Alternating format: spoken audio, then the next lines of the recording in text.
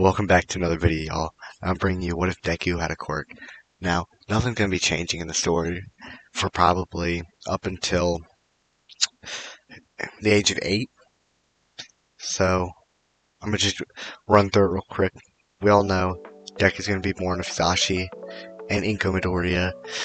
And up until he's about 8, everybody would believe, including himself, that he would be quirkless. Now, Deku would befriend Bakugo, same as normal. He'd get bullied, same as normal as he does with Bakugo, up until the age of 8. Now, after school let out, Bakugo and Deku and Bakugo's lackeys would be in the room. Everybody else is gone, and Bakugo marches right on up to do the daily beating to Izuku Midoriya, slamming his hands onto the desk, blowing up the little coloring books that Deku had been drawing on in class with Bakugo's puny yet flashy explosions right now, thinking he's hot shit, would, in a snarky tone, be like, "Hey Izuku, still quirkless? Yeah, you loser, you ain't gonna be a hero like that." Just being totally awful to Deku, just making fun of him and stuff. And Deku, he's not in a happy mood. He's getting fed up with Kacchan's bullcrap, and he ends up being like, "Bakugo, just stop, leave me alone." Well, Bakugo didn't like that. He starts sparking up explosions in his hand, and he goes to throw a punch at Deku. And Deku goes, "Stop! Kacchan, I said stop!" And he throws his hands up in defense. In that moment, Kacchan went flying against the wall, knocking himself out. The lackeys run out of the room, running straight down to the principal's office because the principal hadn't left yet. And before too long, the principal and the lackeys both show up to the classroom with Deku standing on his feet, arms outstretched, eyes agape, thinking to himself, "Oh my god, I just unlocked my quirk." Now, Bakugo is up against a wall, some desk fallen over because he got pushed through him, and he's just unconscious. The principal was not having it. He called up Inko Midoriya and Mitsuki Bakugo right away. Mitsuki was furious, yelling at Inko, "What? You should let your delinquent son knock out my baby boy!" And Deku, he was just so giddy with himself, so excited he finally unlocked his quirk that he didn't say anything. And as Inko was driving Deku home, she's lecturing him. She's like, "Deku, why would you do that? Like, just, being a mom." And Deku pipes up, "Mom, I got my quirk." And they're literally driving, and she slams on the brake. You hear the car go, "Skirt!" come to a complete stop. She looks at the back seat where he's in the back, and she goes, "You got your quirk?" And he goes, "Yeah, Mom." And as soon as he said that, you hear the tires start screeching again. She zooms off to the quirk doctor. And now we'll pan to the quirk doctor. Dr. Uchiko is looking at Deku. "Ah, so you got your quirk, did you, boy? Let's run some tests on you." And when the tests come back, it shows that "Deku, Izuku Midoriya, young lad, it seems you have a telekinesis quirk, a lot like your mother's." excited. "So that's how I did it. Mom, I put my hands out in front of me and Bakugo went flying." Oh man, I'm really happy for you, Deku, but you realize you can't be doing that. I know, Mom, I'm sorry. I'm so excited. I'll apologize to Bakugo tomorrow when I see him. "Oh, kids, what I do to be young again?" But after hearing the news, Deku, up until the end of middle school, so from the age of 8 to however old you are in middle school, Deku would be training his quirk each and every day. Not doing anything big. I mean, he's only 8 years old up to whatever middle school. So every day, he'd just lift up whatever he could around the house. Inko would always be like, "Izuku, stop lifting up everything. Izuku, stop bending the spoons." you're a real one if you get that reference. But slowly, after lifting stuff, moving stuff, playing around with his quirk each and every day, the max weight limit would grow.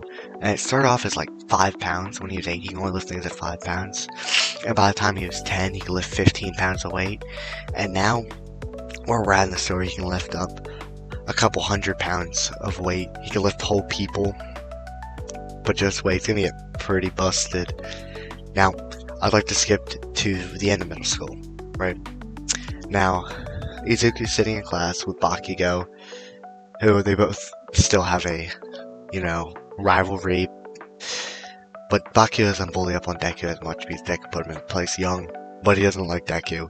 Every chance he gets, he'll do something to Deku to piss him off. But the teacher will be walking by with the papers like usual, and he does the whole, well, I'd give you these papers, but I know y'all want to be heroes, and throws the papers up, and everybody's like freaking out with their quirk. Some guy has like his tongue all weird, Bakugo's crackling explosions, but Deku, he's kind of just in the back, reading up on his nerdy books that he keeps about all the heroes, thinking to himself, man, I'm gonna apply for UA, and I can finally become the hero I wanted to be. And so as soon as class lets out, Deku dips. He's running home. He's excited. He wants to get back to training because he's been training after school every day. And he takes that back alley. And as he's walking through the back alley, he hears a weird, slushy, gurgling noise from behind him. And he's kind of put off by it. And all of a sudden, you hear, "Give me your body, boy!" as the sludge villain jumps up at him and is inches away from wrapping and hooking into his body when Deku just closes his eyes, and an aura around him, like Gojo's infinity, blocks the sludge villain from getting to him. "Why can't I get you? Is this your quirk? Freaking weirdo!" And he just keeps trying to get to Deku, and Deku lifts his hand up, and the sludge villain raises off the ground. Hey, what are you doing? Put me down! Put me down! I need to get away I didn't know that freak was in town. And all of a sudden, Freak? Who are you calling a freak? and All Might busts out of the sewers with his combat pants on. Because I am here. Huh? All Might just staring at Izuku as he has the ball of sludge floating in the air. All Might! Oh my god, All Might! At that moment, Deku drops the sludge villain, and he's about to run away, and All Might goes, "Texas Smash!" It just blows the villain up and bottles him up like usual. And then Deku, not being as crazy, because, he has a quirk in this timeline, he's not going to ask the whole, "Can I be a hero too?" Just simply goes, "All Might, can I have an autograph?" All Might gives him the autograph, and he's not going to latch onto the legs, so sludge villain's all taken care of. But Deku is asking questions, being a fanboy per usual, and All Might's, I gotta go, because his time limit's going to run out. But following that, that's how I see the sludge villain incident happening. Deku taking care of it like a champ, but still being the Deku we all know and love. Following the sludge villain, we're going to go into the 10-month time skip of the training. Now, Deku, wanting to get into UA, is going to train. Now, on his phone, he keeps seeing on Instagram the Daytona Beach and just how filthy it is. And Deku gets the bright idea, well, there's a lot of junk on the beach that weighs a lot. How about I test training my quirk and train to get my weight up, to get my strength up. Not only will I build my quirk, but my body. And for the next 10 months, Deku is clearing Daytona Beach. And by the end of the 10 months, the beach is spotless. Honestly, probably better than it was in canon.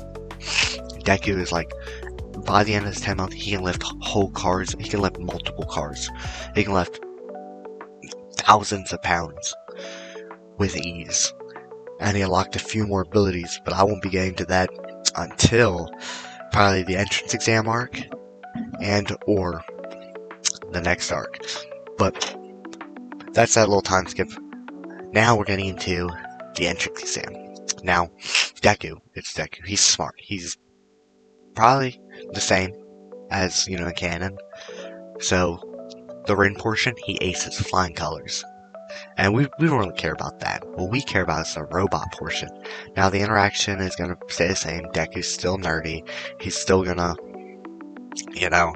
go up to Ochako, and Ida's going to be like, "You're distracting her." And Deku's going to be like, "Oh, blah, blah, blah, blah, blah." And then, all of a sudden, President Mike's like, there's no countdowns in a real battle. Go, go, go. And without a moment to waste, Izuku takes his hands and slams into the ground, thrusting himself into the air, going super fast into the center of the little city, where he can spot 3 to 4 robots. And with ease, he just puts his hands out and just latches onto 2 of them, lifts them up, and slams them into each other. And that's destroying 2 pointers. Instantly just lifts them up and slams them into each other with his telekinesis. And he starts running at the 3rd one. And he uses his arm, lifts his arm out in front of him, and just crushes the 3rd one. And he just keeps doing that. He keeps blasting the ground, sending himself flying. And then just finding any robot he could. And I think by the end of, let's say, what's a fair number? He gets like 30 robot points. And this is the part where Principal Nezu decides, let's see what they do with this one. And he sends out the 0 pointer. And the same thing happens in canon. The 0 pointer, everybody's running away, but Ochako gets stuck under the rubble. Now Deku, he's the same heroic kid that he was in canon. So he does whatever he can. He runs straight towards the 0 pointer. Everybody's running away because he hears Ochako yelling for help. Help! Help! I'm stuck! And all the rubble just lifts up off of her. And he slides right out into his arms. Like, bro is literally aura farming right now. He just... Shoo! And Ochako, she's like bright red. She just turned bright red. And she's like, "What? Thank you!" Deku sets her down. And then he sky jumps. He just slams himself up into the air, straight towards 0 pointer. And he's up at the head level of 0 pointer. And he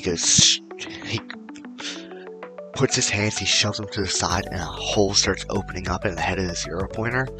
And Deku goes inside of the head of the 0 pointer, which he made a hole, and he just blows it up from the inside. He just expands his telekinesis and just explodes the head off the 0 pointer, and it falls down. And then the buzzer goes off, marking the end of the entrance exam. Everybody would go get checked out by Recovery Girl. Deku would go make sure that girl was okay. And after he realizes she's okay, and he gets told they can go home, bro just goes straight home. And he takes a fat nap. And when he wakes up from fat nap, bro, he goes straight like Taco Bell, bro, and just orders a crap ton of food. Because that is a drawback of his quirk, bro, is it just makes him hungry and tired if he overuses it. So, bro, Berserk's crashed. Now, a few days later, he's waiting anxiously, and he gets home from training, and his mom's like, "Hey, honey, you got something in the mail." And Deku's like, "Oh, I wonder what it could be." And it says UA on it. He runs straight to his room, pulls it open, and is greeted by All Might saying, Ha ha ha. Young Izuku Midoriya.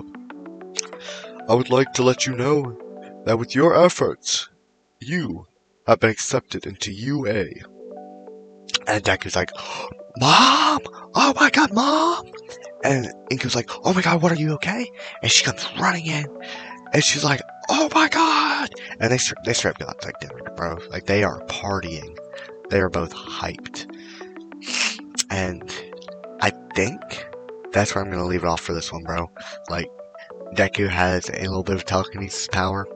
He's just got into UA. Yeah, like, bro, he aura farmed already. Like, my boy's cooking. But yeah, without further ado, that would be part 1 of What If Deku Had a Quirk. Thank you. Like, subscribe, comment on the video.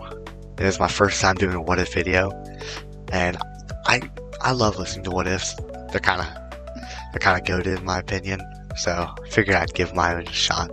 But yeah, love y'all, and peace.